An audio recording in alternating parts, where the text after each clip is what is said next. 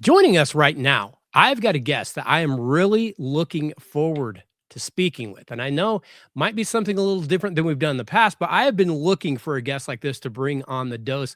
Think he's going to fit exactly what we do here because Danny Johnson has been performing stand-up comedy in clubs across the nation for over 15 years. He has starred in numerous TV commercials.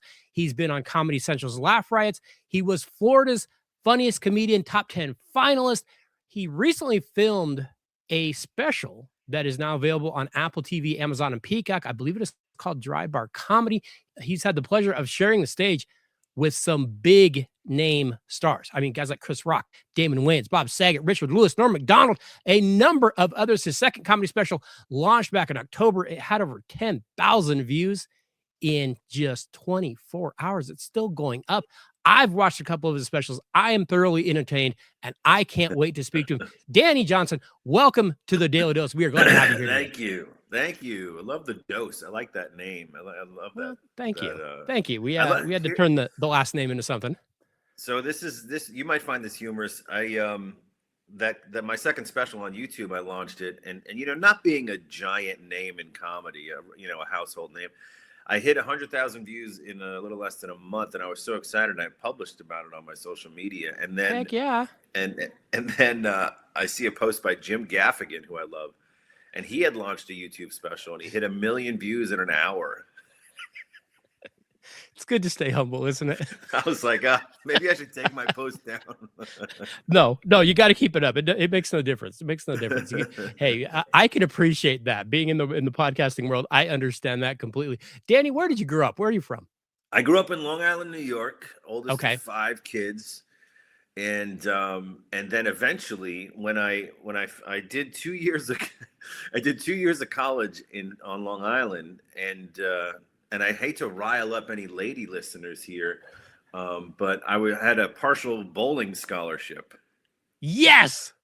Holy cow, that is great. How good of a bowler were you? My average was 209 at the time. Wow. And I still have my varsity letter. Outstanding. Holy cow. That's one you got to keep. You got to keep that tight to the vest. Yeah. When you go out. No. You don't want all the ladies. Stage, the women, things get thrown. Swooning, of course. Why is it that part of the country, that Northeast, why is it just makes funny people?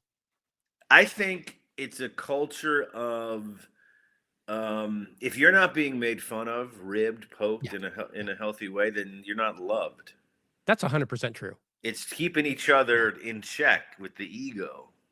Yeah, that's 100% true too. And you said you're the oldest of 5. Yes. See, same thing. Siblings keep you humble. Yes. There's nothing better than you to be, hey, I got that bowling scholarship. And when you come home and your siblings go, really? Right. Really? Is that what you're going to brag about? Even to this day, they'll go, I'll tell them I'm performing in their area. And they're like, do you have anything new?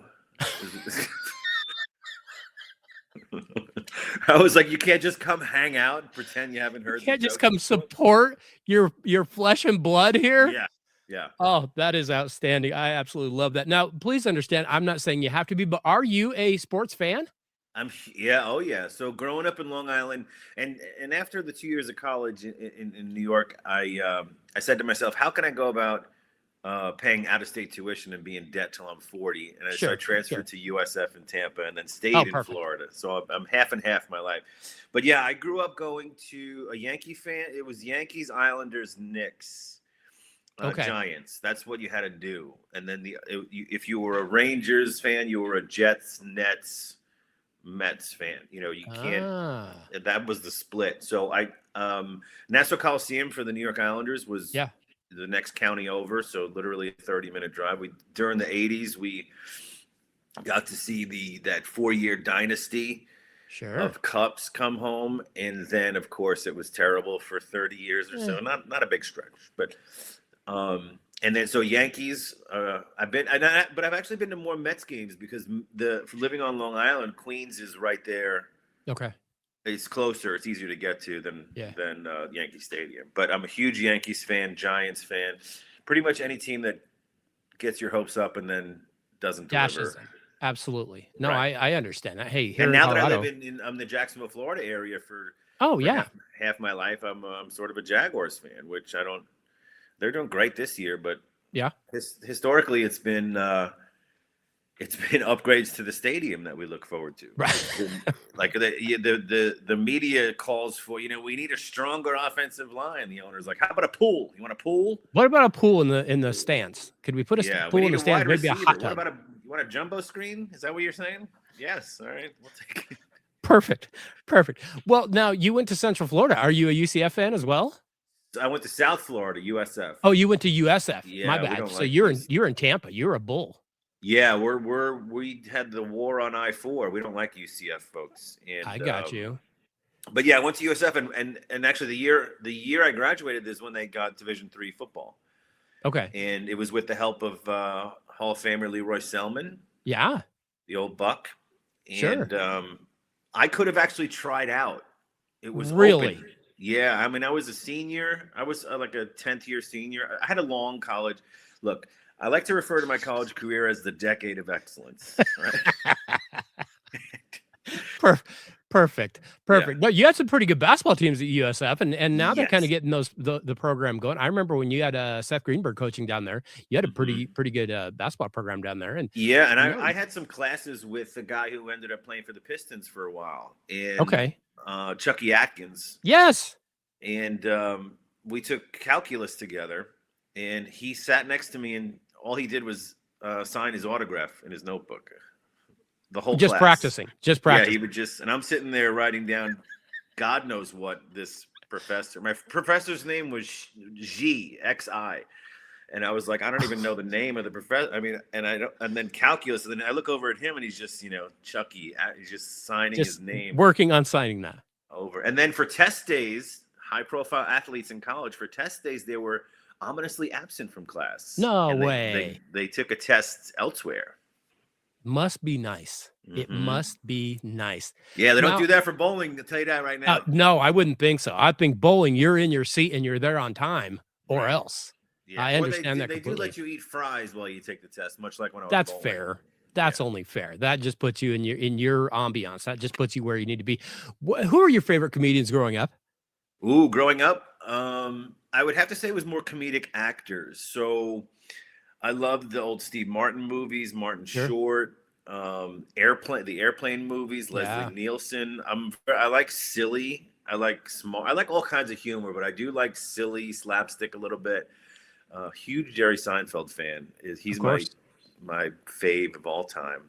But I remember watching like a lot of Saturday Night Live, and I'm like, these people are just acting out silly stuff, and I'm dying. And then every day in school, the Monday after the weekend, we would just talk about it all the time.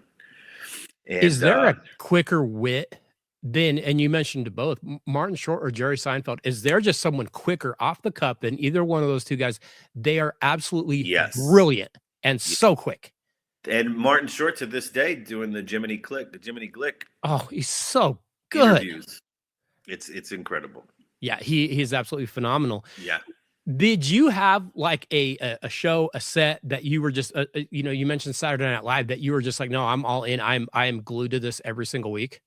It for sure was Saturday Night Live. It was SNL, yeah. I liked the variety. I liked the sketches being short. Maybe it was the short attention span I had, but it was a quick hit of funny. And then, I wonder what the next one. I wonder if it's a fake commercial. I don't know if it's a real commercial. It starts off, right.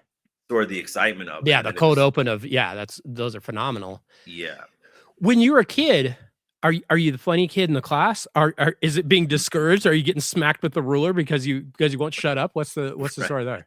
So contrary to what most people believe, most performers, actors, comedians, whatever, are introverted. So very quiet. I was funny amongst my friends. See. And to this day, introverted. So like when people hang out with me after the show, if I'm hanging around after, whatnot, they often ask what's wrong. Is it something bothering you? I'm like, no, I'm finished. I'm done. I don't. But to be a comedian, don't you kind of have to be an observer? You can't just be talking nonstop, or you don't ever catch anything. Yeah, the folks that are on all the time, is not only annoying to me, but they're not soaking anything in. It's Oh, you're just a right. show. Like Robin Williams and Jim Carrey, you would not believe, are introverts off stage. Sure. They click and it's on when they're on stage. So I was a big observer. I have a notebook still to this day from seventh, eighth, ninth grade of just funny thoughts I had, and it was just something I loved. And if I was to psychoanalyze myself, look back at my childhood, we talked about me being the oldest of five. So there was a period of my adolescence where I felt like my mom was having a kid every 18 months, and the attention on me was less and less and less. Sure. So I started to imitate relatives and put on a little show during gathering, because not my family was not the only, we're the oldest of five, but my aunts and uncles have a lot of kids. So every family gathering was at least 20 some odd people. So did you ever have that moment growing up where you made everyone laugh and you were like, oh, I got something here? Yes. Do you remember it?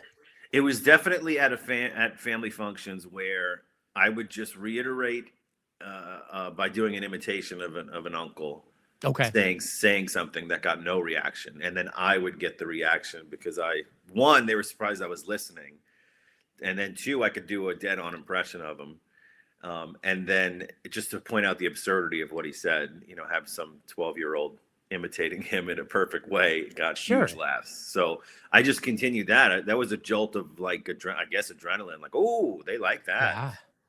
That felt good. When did it occur to you that, hey, I might be able to make a living doing this? That's I still struggle with that to this day, right? Because it's my whole career is, can I get work next month, or next year? I mean, I book a year. I try to book a year out, but it could be. But you had to have a moment that you were like, hey, I'm getting up on stage. I've got a couple things here. Yes. So I think it was more when I first got to be a house MC at the comedy club here in town in Florida. The pay was very minimal. I think it's the same, actually, the same pay to this day. It hasn't changed for MCs. But when I progressed in my comedy career a little bit more, I remember my first corporate gig where you do a show for a corporation or a charity or a church or a fundraiser, and they're specifically hiring you because they like you and they want you to be clean. And I'm a clean comic anyway, and they want clean comedy. So the paycheck for that was ridiculous compared to a comedy club. And I realized, oh, I can make this work. I could make this go. I could pay the next 2 months' bills with it, Right. And I think the second instance was once I branched out into voiceover and then acting. Not all of those pay great, but for the amount of work that you put in, you get a nice little check. And then if they renew it for another year after 12 months, you just get a check in the mail. And I was like, oh, if I can combine those three things, and now with my 2 comedy specials, getting royalties from those, and like have a little bit of passive income along with if a gig falls out, so on and so forth, I could make it work. But in the very beginning, you're losing money sometimes. You're driving 7 hours to make $50 and no hotel and driving back. So it's I've probably done more shows for $0 than I have for money at this point. I'm going to put you on the spot, and I apologize in advance. I'm sorry in advance, but I've got to know. Do you remember the first joke you ever told on stage? Oh, man. I probably still have the tape. I think I think I know the premise. I'm not sure it was the first thing out of my mouth, but it was when I first moved from New York to Florida. And I said, it's a different culture. At the supermarkets, they bag and carry your groceries for you. Yeah. And I went back to New York, and I'm just standing there waiting for them to beg. And they're like, are you going to take these with you? Or you just want me to put them back on the shelf? That's solid. That's solid. Yeah. And then I go back to Florida, and now I'm spoiled. I got a six-pack of beer and a box of Tic Tacs. I got some 90-year-old guy carrying it out to my car. I'm like, let's go, Pops. We ain't got all day. Got all day for this. That's funny. How you mentioned you have things you've written in the notebooks. How do you write physically? How do you write? Are you still just writing it by hand and putting it down? Absolutely. Or the notes app in my phone. I often Yeah, joke, if somebody found my phone and looked through the notes app, they'd want to institutionalize me, because it's the of course. most random thoughts and that I think are funny or I have to bring to the stage, but I'll have a thought and then I have to park it, right? Because I'm out in Yeah. public, and then I'll just go back to it and kind of write it out and see if I can find any more to it. But there's other times where I'll do like stream of conscious writing first thing in the morning. You just get up and write for 30 minutes about whatever's in your head, and then see if you can make that into something. So it's very hard. Like now, so my first special you mentioned before is 2019. It was produced by Dry Bar Comedy. It's a Provo, Utah company that produces clean comedy specials. So they put that out on social media in 19, millions of views, and then Comedy Dynamics, this company, licensed it to put it on Amazon, Apple, and Peacock. So I didn't do my second special until my YouTube one just came out a month and a half ago, independently. And that's a lot more pressure for me because I don't have a built-in audience like millions of people like Dry Bar Comedy does. So, but in each of those instances, you're retiring an hour of material. Right. And so now, like last night's show, I did maybe 20 minutes of my old stuff, 10 or 15 minutes of the old stuff, and then the rest of it was brand new to fill out. I did an hour and 10-minute show. Oh, And wow. you're just kind of working through it. And it isn't. I told the audience this last night, and I believe it was Seinfeld that said this in an interview. I'm the comedian on stage, so literally I'm the expert on what's funny. However, Sure. you as the audience tell me what if I'm right or not. You get a vote.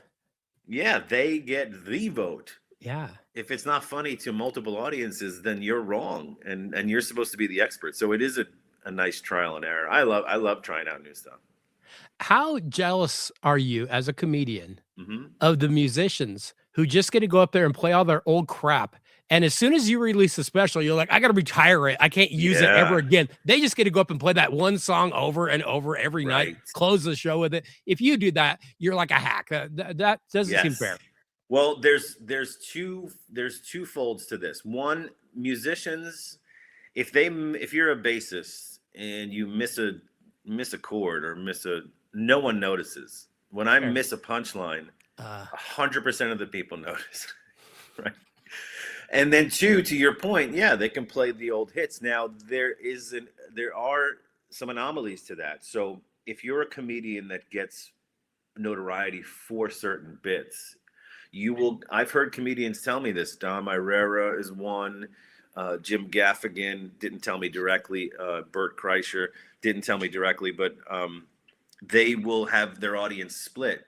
We drove 2 hours. You didn't do any of the old stuff we love. we want to hear a little of it. Yeah. Right. So they do want to hear a little bit of each. But when you're fairly unknown, like Danny Johnson, you rarely get. Sometimes I do. Sometimes I'll get, because my Dry Bar Comedy special I think is over 10 million views at this point Sure. across all platforms.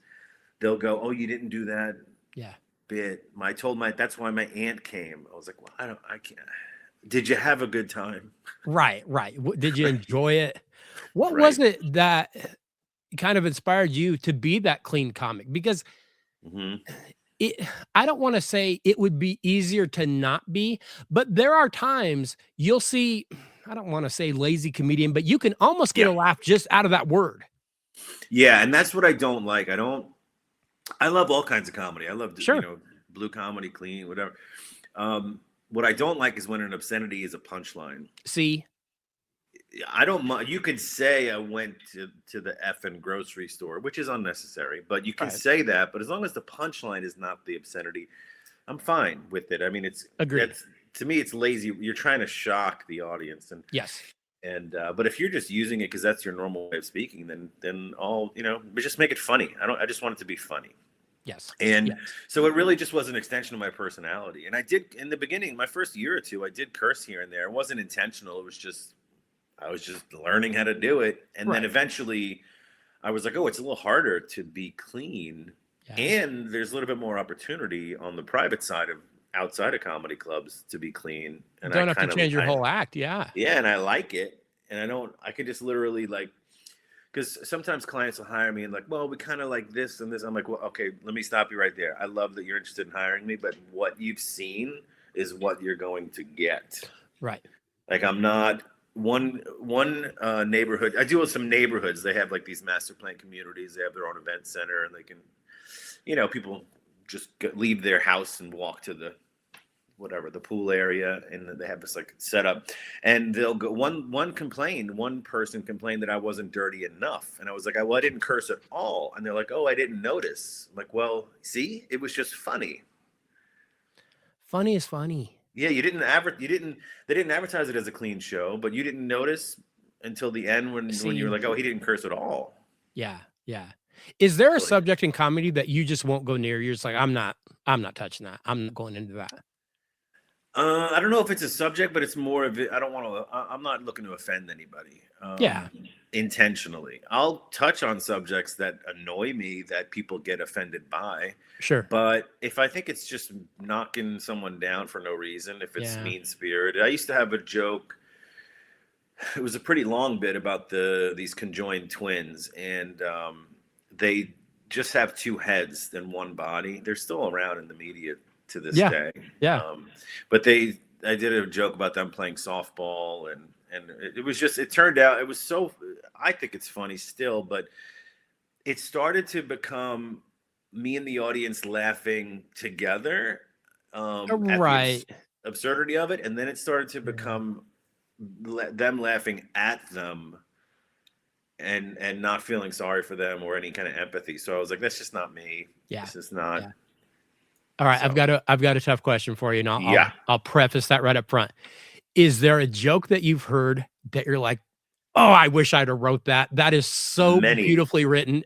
Many, I'm sure. Many jokes. That's what makes me love a comedian. I heard a joke last night. I had two openers for my show last night, and this woman named Madison was the second, and she had some jokes where I was like, ooh, that's a good angle. I like that a lot. Yeah.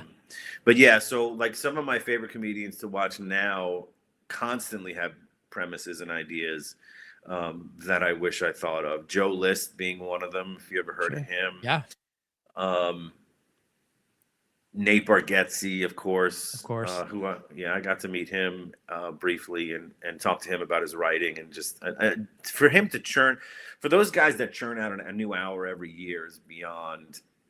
I'm not working hard enough, apparently, but and it's not just a new hour of garbage. It's a new good hour of stuff where I'm like, oof, I wish I thought of that. It's just, some of it is so good. I compare it, like you're looking at something like, it's like Prince. How do you just come up with another album in 5 minutes? I don't get it. It's just unbelievable. Kevin James' latest comedy special. He did a bit about deleting apps on a phone. And he gave a personality to the new. He gave like he's on stage and he's like, you press the phone and hold it, and the apps are shaking, and he starts talking. He's like, don't delete me, delete the learn Spanish in 6 months. He hasn't touched that one, and I was like, how have I not thought of that? Right, it's so good. Okay, worst gig you've had to perform at? Just a bad situation, a bad spot, just didn't go well. What's the worst one you've had? Absolutely. So, and this happened in one way or another on more than one occasion. Back in my early days, there wasn't a gig I would say no to. Sure. Trying to get on. Now I'm like a no machine. I'm like, no, I'm not doing that. I go to this bar in Georgia. I want to say it was a 2-hour drive or 3-hour drive, so it wasn't somewhere at a hotel. And I show up to this bar, and it looked like a double wide. It used to be a double wide trailer, and there's no lights or anything. And I go in there, and there's pool tables. Everybody's playing pool. There's college football on the TVs, and then there's like a stage area to the left with seats. And our pictures are kind of hanging loosely on the wall, and our names are written in chalk. I was like, that's when you know you've made it, when your name's in temporary. Yes. Right. So I go, did you sell any tickets? They're like, well, all these people are here for the show. They just don't know it yet. I'm like, oh gosh, they don't know. So this is what happens. This is like, it has to be not even halftime at the games yet, the 4 o'clock games. And the owner just goes to this power board, shuts down pool tables mid people are playing pool, and then starts shutting off all the TVs in the bar, Oh no. and people are, what the heck's going on in there? And he Of gets on the course. mic, the owner, he's like, it's comedy time. I was like, are you kidding? And they're like, come on over here, folks. Everybody over to the seats. And they're Oh so no. angry. Oh And no. yeah, and it's a two-man show and I was opening at the time. So I had to go up cold. And I was like, hey, I've never had a show start where it started where we removed joy from the room. Hey, you guys know how you're having that really good time right now playing pool and watching the game? I want you to stop that joy you're experiencing and listen to this idiot talk about his family for 30 minutes. Oh my goodness, that is absolutely brilliant. I don't know why, Yeah. but the rough gig or the bombing stories, why Yeah. are those stories so just completely hilarious? And Yeah. as comedians, you have to share those with each other because Yes. you're And the we only ones love that it. can truly appreciate it. Yes, you're gonna get it. Yeah, when our friends are bombing, it is the best. It has to be just priceless. Because especially when you know that they're funny, and this is Yeah. just a weird thing, right? So it's the best, and we don't let them off the hook. We don't give them the light. Like sometimes comedians will ask for the light when they have Yeah. 5 minutes left. We'll intentionally bypass the light so they don't, Keep if they're it not going. tracking their own time, they still have to bomb up there. And but yeah, it's a rite of passage, and you should. I mean, last night's show, I did an hour 10. I told you I did a bunch of new material, and I'm super comfortable with something not Yeah. getting a laugh, and I just move on. I don't call attention Sure. to it. I just, okay, I think there's something there. I'll work on that, and you just go to the next one, you know. And Yeah. but yeah, that show, I think I was scheduled to do 30. I did 22, and I got off, and I was full body sweat, and I was just Oh. like, I told the headliner as I'm passing him on stage after I introduce him, I'm like, I'm leaving now. He's like, okay. He's like, I don't blame you. If you meet another comedian, this is gonna be mean, and I apologize in Yeah. advance. If they're not funny, can you be friends with them?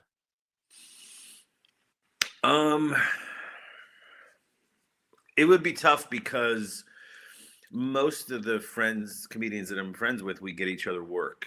We give each other references. So Yeah. at some point in the relationship, I'd have to tell this It would person, come up, yeah. I'm not comfortable. You're not ready yet. But I've been Right. doing it 10 years.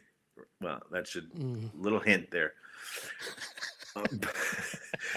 But yeah, I think comedians click and they gravitate towards one another. Oh, for sure. Regardless. So I respect the fact that you're doing what you're doing up there, whether it's Yeah. magic, whether it's, what are the puppet dudes or whatever. I like performers, so I'll gravitate towards them in any social situation and talk to them, magicians and whatnot. But yeah, to be long-term friends or close, because it eventually comes down to, hey, you did this room. Do you think you could put a word in for me? And then Right. it's awkward, Of course, of course. Danny, you've been all over the country. I'm assuming you've been here to my home state of Colorado at some point. We've got a pretty solid comedy scene here. We've got Wendy Curtis Mhm. running Comedy Works and that kind of thing.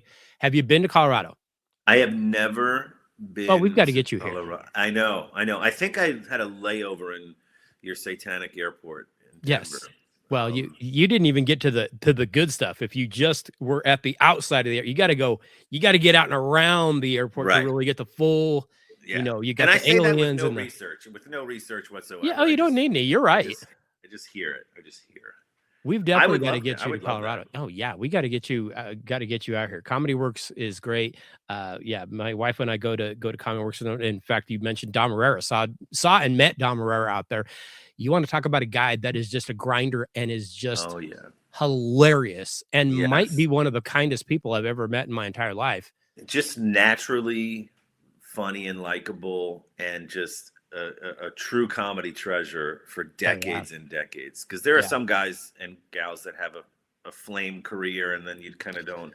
Right. He's just been so consistent of selling out rooms, across this country for decades. And he's one of the Yeah. guys, like I mentioned before, it's like they want to hear Little Petey, Big Petey, you know, all these Right, old right. jokes and then some new stuff too. So, And you but leave the yeah, I would show like love that. to. I mean, it's funny you say that. It's funny I say that I haven't been to Colorado because I tend to get booked for some reason in the winter months in cold Oh, weather. perfect. You know, if it's 9 degrees, I'm in Montana for some reason. I'm like, why Excellent. are you booking me in Montana in February? Right, right. Well, now, you're down, you're down in Florida. You're getting these warm winters. Although I will say this, there is a gross miscalculation of Colorado weather because everybody's like, Okay. "Oh, it's freezing there. It's horrible." Right. We get a ton of sunshine here. It might be chilly, but it's sunny. It's always sunny here. Like more sun than Right. like Daytona Beach here. We get a ton of sun. You just might get some cold and like the snow, at least in Denver, that's mountain stuff. That's not us. Yeah. And That's I up in the grew up a mountains. John Elway fan. Well, I'm a how huge. could you not? I think because people, when I was younger and I had hair, they said I kind of looked like him. I had like this Nice. rounder face, longer, Yeah. rounder face, and I kind of looked like Yeah. I had Elway jerseys. I loved his rocking arm. Really? And yeah, this is You're a and that was a Giants fan. You destroyed him in our Super Bowl. yes, of course that was great. But yeah, I mean, and hearing the stories of Elway's passes leaving the cross imprint from the football on wide receivers' chests and stuff, it was amazing. He kind of gets overlooked in the scheme of like, oh, the GOAT and that, and you're like, hey, put him on Belichick's teams, the Patriots. He would have Yeah, dominated. He was is he still playing. part of the ownership of? No, he actually took a step back. He may still own a piece of it, but he kind Okay, of took a step back because he was kind of playing GM for a little while, and I think he was kind of struggling a little bit. But yeah. the new Elway special on Netflix is coming out Oh, December 22nd. Yeah, a big to do about his life and his career and all that he did. And here in Denver, we can't wait for it because, like I yeah, said, I think there's a younger generation that just has no idea. They don't yeah. grasp what he truly was. And even if you saw him at the end, he was an old man. He couldn't hardly run. Mm, Back in his prime, you're talking about a guy that was, outrunning cornerbacks. He was a yeah. freak And he was physically. big. He It was was a like big watching dude. it was like Yes. watching a horse run. It was this huge dude. It A great reminds me guy. of Josh Allen a little bit. Very similar. Very Yeah, similar. Yes. If Josh ever starts winning some games and actually gets to a Super Bowl, then we're talking, true comparison because yeah, Elway was dragging bad teams to the Super Bowl and then just getting belted once he got there. yeah. But yeah, we need to get you out here to Colorado because I would love comedy it. scene out here is very solid.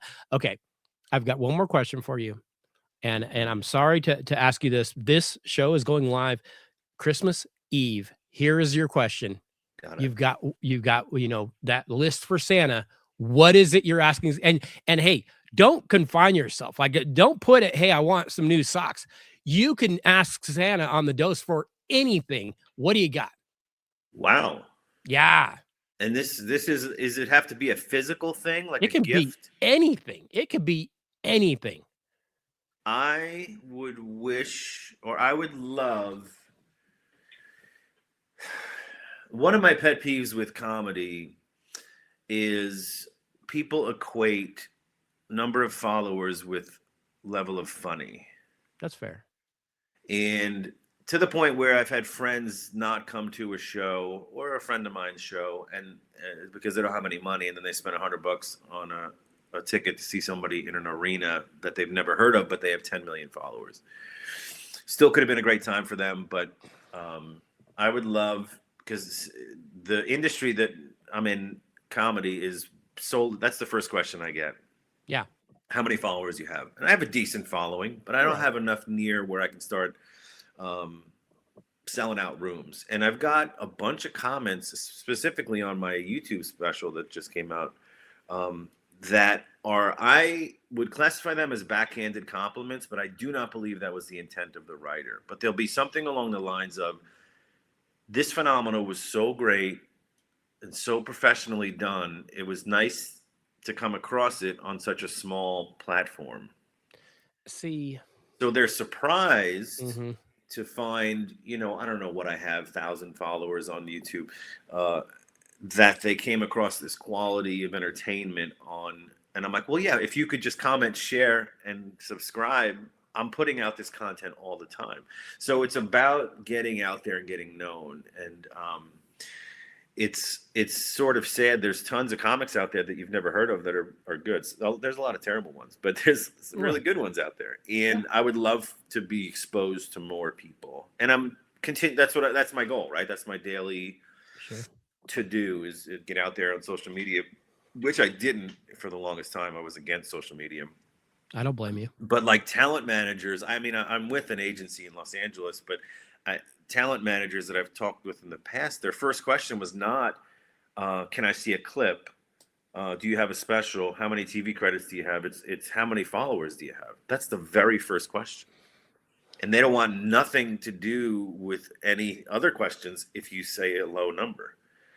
So it's because their job, it's a money. You just follow the money. You have to be able to sell tickets to, comedy clubs are just restaurants looking for people to buy food and drink, right? And then the entertainer, if they're a draw, they get most of the door. So, I would like people to be, because that's my goal. My 30,000 foot goal in comedy is to make as many people laugh as possible without being divisive.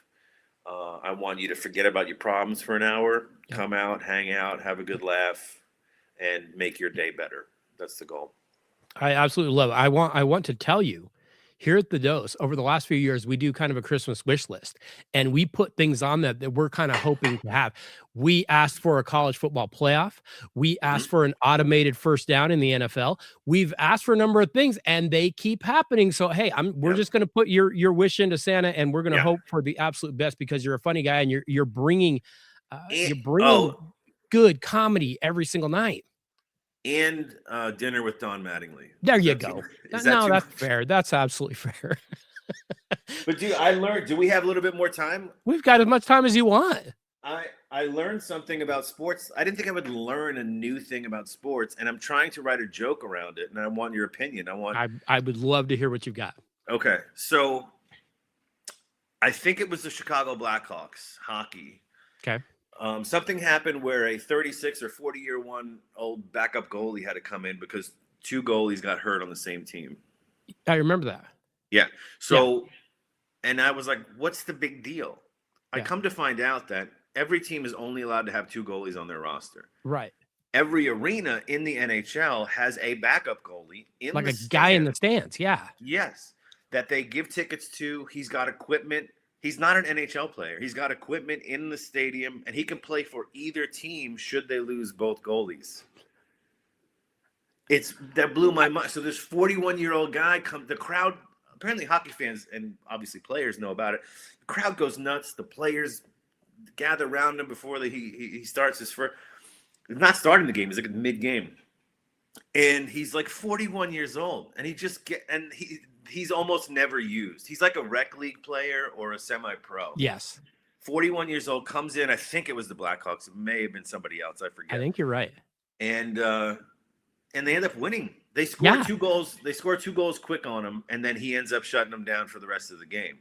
And the funny part to me was, one, that they have that. And then 2, what is this guy? He never gets used. So I could just imagine him in the stands. He's like out on a smoke break, out on the ramp, and they're texting him like, "You're in." Like, oh God, putting his cigarette Let me get out, this last drag. Yeah, finishing his beer, finishing his nachos, and heading in. Equipment doesn't even fit anymore. They quickly stitch his name, however they do it, on a jersey. Right, because they don't want to make 2 jerseys every single game. So I'm all for that in the NFL. I'm all for that in the Olympics. Right. I would love to see this more often. Yeah. There are opportunities here. I think but we have to think of a sport that doesn't have enough backup. So it could be basketball. It could be because baseball is, what do you have, 10 people in the bullpen or something like that? Maybe catcher is pretty you might have to jump in there and take a heater. And I don't know that I want it to be a rec league player. We just pick someone out of the audience, and you're like, Mabel, you're up. I'm sorry. It's a lottery. I'm sorry. Jennifer McCarthy. Yes. Jennifer, you are expected in the net in the next Right. 5 minutes. Yeah. We're looking for you to close out this ninth inning here. If you could just get on the mound and show us what you got. That would be outstanding. Yeah, I would love that. 99-year-old Edith. You're the winner. You're the winner tonight. Right. You're going to step in there and catch this fastball. What if it was MMA? And because I know they have backup fighters, but what if the backup to the backup fighter? The backup goes down. Like, hey, Danny Johnson, you're facing Roy Jones. You only got to take him like 3 rounds. You just got to survive 3 rounds. Can you do that? Come on. Yeah. Is that common knowledge, though, for hockey people? No, I don't think that's common knowledge, but I do remember that happening. And I do remember thinking that is the most bizarre thing I've ever seen, because in the NFL, you're only allowed that one backup quarterback. Now, you can have another guy on the roster, but he's not dressed. He's not out there. So you do have that similar situation. If you get the second guy knocked out, we had that here in Denver. They brought in like a receiver, and he was running like option stuff. And he's horrible. Sometimes it's the punter. The punter will do it. Yes, the punter. I think I want to say that happened with the Patriots in the Brady era, and Tom Tupa, maybe somebody went in because the punter, and he took a few snaps and had to survive the game. But I don't know if we're utilizing that nearly as much as we should be. And the Jets have to do it this week. The Jets play my Jags, and Brady Cook's starting because they're Justin Fields and their other quarterback are hurt. So they have one quarterback. You got one guy. And then why don't we just have Steve DeBerg on speed dial? Right. He played till he was 60. Yes. They just bring in. You have to bring in a former Ken O'Brien. You're up. Just oh my gosh, Ken. Boomer Esiason went to my high school. He went to my high school. Did he really? Yeah. He bought the whole team, new football equipment, weights, all this stuff. Yeah. Not at the same. Awesome. He's older than me, yeah. But his Bengals jersey was hanging up in our high school my whole career there. Very cool. Yeah. Very cool. No, that was a guy that you want to talk about, just a big, strong dude. Holy cow. Yes. Just a gun for an arm. I just watched a nasty highlight reel of Ron Jaworski getting blindsided by Lawrence Taylor. I remember that. Oh goodness. You literally watch and you're like, is he dead?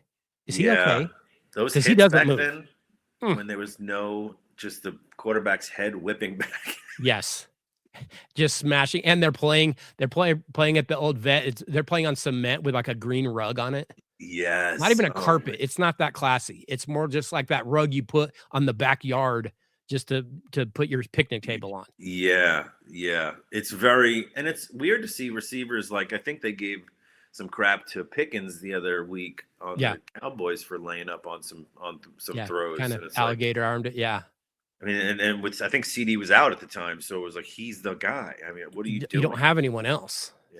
Yeah, no. But back in the day, if you didn't extend and just eat a helmet, what's wrong with him? I think Keyshawn Johnson was guilty of that for not laying himself out like that. No, when you have Ronnie Lott and Ed Reed out there lurking, you imagine just getting waiting. hit by Ronnie? No. Have you ever seen the Ronnie Lott Christian Okoye collision in the hole? Steve Atwater, Christian Okoye. That is a Denver Broncos smacking Okoye, and he sends him backward. Oh my gosh. It is unreal. Ronnie Lott wanted to play a playoff game. They said that I think his pinky was broken and infected, so he just went in the garage and sawed it off. He's like, well, it ain't infected anymore. Right. And he played, and he's like short a chunk of his pinky now. Who was that? Who was the New York Giant that blew his hand off at the fireworks? He was a USF guy. Yeah. He Jean-Paul Pierre, and he was at Tampa for a little bit too. Yes. And then he was playing. I had a former player take a chunk of his fingers off. Yeah, it's all bad. It's all bad. It's very weird. And I remember back as a kid too. Bobby Ojeda he was landscaping and he cut his finger and he missed the playoffs or something. He was one of the. That was when they had Ron Darling, Ojeda. Oh yeah. Dwight Gooden. It was like that. That was a piece to the rotation. I was like, what are you doing your own hedges for? Right. Well, the famous old story is Larry Bird's back was never the same after he hurt it, laying his own driveway, pouring his own concrete. Like who would do that? And they said he was never the same after that. Oh, what was one of the most recent Super Bowls? I think it was Niners Chiefs. The guy on the Niners on the sideline celebrating something, jumping up. He wasn't even involved in the play. Jumping up, and when he landed, he's out missed the Super Bowl for blows a his jump. ACL or yes. I kind of like that as a comedian. Like, good. See, you dummy. You just dummy. giving you material, just giving you fresh, free material. You don't even have to work for it. I think at some point in the Jaguars' career, though, history, I could have played for them. You could have. Much like the hockey, the backup. I mean, after Mark Brunell, we made it to almost beat the Patriots to go to the bowl. And, well, that was with Bortles, but there was a long period of time where we were not. Yeah. I could have played. Yeah. Yeah. No, I think what I always wonder about goalies, and I don't know this because I played, I was more of a basketball player and I played some football, but as a goalie, that is what your whole thing. If someone just throws a rock at you, do you just step into it and just take one right in the chest? Is that just your natural inclination to do that? Right. Why doesn't the NHL have sumo wrestlers as just massive? They've got those couch cushions on them already. Like you're trying to make them as big as you can. Like go to the casting director of My 600-Pound Life. Yes. And get a person as big as the goal. In there. Right. Good luck. You win. Just stand there and give them snacks. As long as they don't melt the ice and start to drift away. Which is possible. Just start slowly moving. There's an opening. You're dropping. Hey, go over the shoulder. Over the shoulder is now open. It wasn't before, but it is now. They're sinking. But I do love those. Like I was writing down a list of what's in my algorithm on social media, and it's a lot of it's just people falling. Yeah. And but another one I really like is sports figures celebrating too soon. Oh yeah. You know, so it's a bicycle race or a foot race, and the person's and then someone zips by. One of my favorite ones is a penalty shot where it goes off the crossbar, the top, and the goalie starts and it goes straight up, and then the goalie's celebrating, and it bounces, and the backspin bounces in. I was like, I think it's arrogant to celebrate too early. Oh, for sure, which is why we love it. We love seeing the arrogance get punished. Yes, and that's why I like Barry Sanders too. And one of the many reasons, he just hands the ball to the ref, walks away, and they asked him one time why he does that, and he goes, "Well, I want to act like I've been there before." Yeah. I think his dad had drilled that into him, and his dad would drill into him, don't waste that energy. You're going to need it later. Yep. So don't get all hype and burn yourself out and start building up that lactic acid. Yeah. Was it? I know it was fun to watch Barry Sanders, but wasn't it a little frustrating because it would be like this. It would be they hand off to him, he loses 2 yards. They hand off to him again, he gains 1 yard. They hand off to him again, he loses 2. Then he gains 74 yards. Right. No, it was. The only thing was you were on the edge of your seat, like this might be the one. This might be it. You're just don't go to the bathroom. No, you couldn't, because he just might break that one off. And when he did, some of his and Walter Payton was kind of that way. Dorsett could be a little bit that way. Yeah. Some of their like 3 and 4 yard runs were the most beautiful things you've ever seen. Just amazing. How in the world was that not an 8 yard loss? Yes. I mean, Adrian Peterson's a little bit like that. He can turn. Yep. You saw Saquon last year leap backwards over the Jaguar. What a freak of nature that guy is. So much fun to watch the Giants give him away, and then what do they need him for? They've got plenty. They don't even need that guy. Look, if we give a player away, he's going to excel. Daniel Jones, Saquon Barkley. No, you're right. That's fair. And the Giants have always been that kind of tough, hard-nosed. They're going to win when no one expects it. And now recently you're like, what in the world happened? Yes, they beat the Eagles, right, this year. They beat the Eagles. And then they lost to the Saints. I want to say they lost to the Saints, and then the Broncos kind of wrecked their year when they gave up 30 in the fourth quarter. So fun to watch. He's that same way, though. Don't leave. Right. Don't go to the bathroom. Right. It might just be an incomplete screen that he just misses by a mile, but it might be, you never know.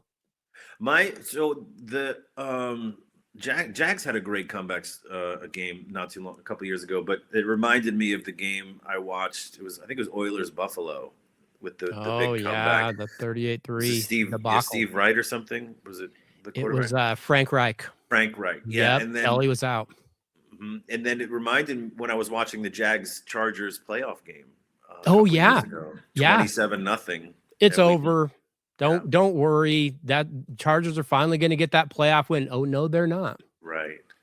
Well, so that That reminds me of a joke my buddy does about one of the football jokes, that guy I told you about that does all pro Yeah, lines. So he's a Falcons fan. And what was the score of the 28-3. Oh, that's what they. Yeah, yeah. So they were winning 28-3 in the Super Bowl, and they lost to the Patriots. So his joke is his friend called him up, and he goes, "Hey man, how on a scale from 28 to 3, how mad are you that the Falcons lost? On a scale from 3 to 28, That's how fair. That's yeah, solid. That's pretty solid. Yeah, I like that. That's well done. Well done. yeah." But I wish I Well, was better at sports. I wish I was. seems like you're keeping up pretty well No, I mean like as a player when I was as a younger. I player. wish it was Yeah. it was humbling. I was an all-star baseball player until I was 13. And You know, then and then everyone else grew. yeah, everyone else kind of got better. Yep. And then but it took me like 2 years to realize, okay, I'm still as good as I was at 13, but I'm 15. And everyone is a man. Yeah. Yeah.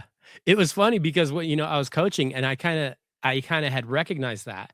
And we would see when my daughter was playing sports, we would see these girls that at like 8, they're just dominating. And my Yeah. my daughter would be like, "I can't play with her. She's so much better." I said, "Just wait, because she's the same now as she's gonna be at 15, and you'll pass her at about 12. So Right. you'll be fine. You just gotta be patient because for whatever reason, she just grew faster than everyone else, but it'll Yeah. all even out." Maybe that's why I like bowling, because I can do it till I'm 100 You years can old. and you can do it half drunk. It doesn't matter. Yes. I can It makes eat during it, drink Yep. during it. Yep. I can do You're whatever. So here is the rule that we have defined on the dose, and you can tell me if this is accurate or not. Right. Is it a sport or not can be defined by, can you get at least marginally better by getting intoxicated? If you can, it might not be a sport. If you Okay. can't, then it's definitely a sport. So, like, you might have a couple drinks and become a better bowler. Is bowling a sport? Maybe. I don't know. It's an activity. Golf, maybe. You have a couple pops out on the course, you might get a little bit better. Yes. Pool. Pool, definitely get better. Mhm. Definitely Yeah. get better. Baseball, No. not gonna work. Darts, no, because you're throwing a sharp object. Yeah, you can do it, but it might not be beneficial. You get better Yeah. at lawn darts, but they're Lawn out darts front. for sure. What happened to lawn darts, by the way? Where did They they got go? banned. They got banned. Yeah, One you can't- idiot ruined it for all of us. Yeah, one person was like, "Hey, I don't know where it went," and they looked up, and it went in your eyes. That's where it went. You don't When they say heads That's- up, you don't actually look up. No, you go down. You They go- should say heads down. Heads down would be more But accurate. I think you have to determine if something's a sport if the opponent knows they're playing. That was an old joke of mine. That's fair. Like when people say hunting is a sport, I'm like, I don't think the deer know. The deer has no idea. And the equivalent of that is like if you're at work at the water cooler and you go up behind your friend and punch him right in the jaw, and he's like, "What Yes. are you doing? I'm boxing, baby. I'm Let's boxing. go." You just weren't playing. Yeah. Well, they have these lists of greatest athletes ever, and they always put secretary on it. And I'm like, same thing. Does secretariat know? Or No. I would imagine there's probably like a giraffe that can really dunk the ball well. I don't care. Right. They don't really care about our athletic endeavors. And yet we put secretariat on every greatest athlete list, and just no. couldn't make less sense to me. If that's the case, they should really put their trainer on the list. Yes. And then that Yes. would open up a can of worms, because if you're going to put like Bo Jackson on it, like, well, who trained Bo Who Jackson? trained Bo? Right. Same thing as who trained Secretariat. I'm sure Yeah. there's a cheetah out there somewhere that could beat Secretariat in Secretariat's prime. Right. They don't want to play. They have no interest. If they whatsoever. knew there was a gate open in the middle where they could they would take the gate. They would leave. He's just hoping to be put out to stud. He couldn't care less Right. about any of this. It's just a waste of time. But yeah, like I don't get sports too. Like I'm not a golfer, and because I don't get when you hit the ball away from yourself, Mhm. then you have to go get it. You go get it. They don't get it for you. No, like football, you're exchanging it. Baseball, you're exchanging it. Hockey, you're exchanging Mhm. it. Basketball, same thing. But I'm not gonna hit a ball further away from me And then have to go then chase it. I gotta go walk over there and get it. No thanks. And they're going to put things in the way of you getting to your final destination. It's like when they do these marathons called the Tough Mudder and the Mhm. Spartan race. Look, I don't want to run to begin with, let alone climb a firewall. That's right. I don't need any of that. I mean, next thing you know, hey, next around that corner, there's a bear. He's waiting. Yes. He's starving. He's already got a napkin wrapped around his neck. Right. Hope you make it. Good luck. I want you to swim under this this underground tunnel that's half filled with sewage. See, I don't need stuff in my way. I need you to give me a ride to the finish line. Yes, I need a little help. That doesn't appeal to me in any way. That I'm in the minority as a basketball coach. I never took up golf because I was like, that just seems like a good Saturday ruin to me. I think I agree with you, and I think I've lost out on comedic opportunities. You probably have, because hey, we're all going to go hit the links this week. I'm not going. Yeah. What about mini golf? Can we do that instead? I mean, I guess, but again, you're back to the can I get better with a few pops in me? Right. Because you totally can. I just want to be. I'm very indoorsy. I want to be. Yes. If there's an 100%. indoor mini golf course. Right. No, it's the Gaffigan camping thing. Why in the world would I do that when I pay a mortgage? It doesn't make any sense. And that goes for live sporting events too. As much as I love them, I'd rather go in cold weather, and I want to sit in 90 degrees to watch the game. I want to go in your skybox. Yeah. And in the heated. Well, that was why I coach basketball. I didn't coach football because it's cold out there. Yeah.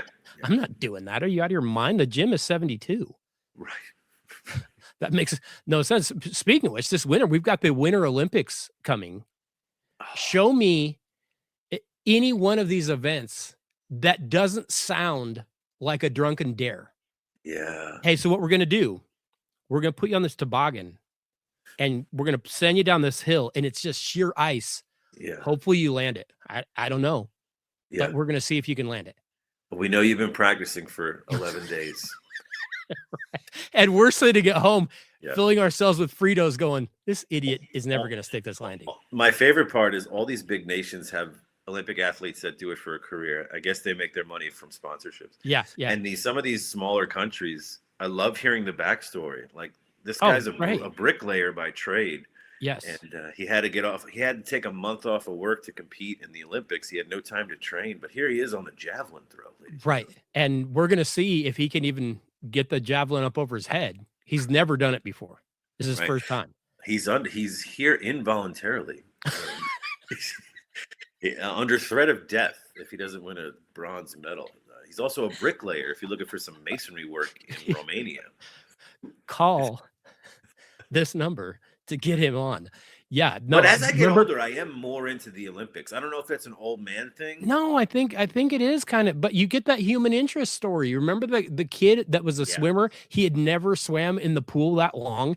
And so everyone had gone home. They had turned the lights off. They were getting ready for it. And he was still finishing but he finished it. And when he finished, everybody had tears in their eyes when he finished it. Yeah. Do you remember when they opened up the Olympics basketball to professional players? And I do. So we had our first, it was a Jordan and Magic and Bird. Yeah, Barcelona, yep. And it was the funniest thing was to see the opponents while they're guarding these famous players, they would have family or friends in the stands and they would try to pose during the game. Like just so they can get a snapshot of them with Jordan or whoever. And I was like, this is not a real thing. This is not. It's just very bizarre. Beating people by 60. Yeah.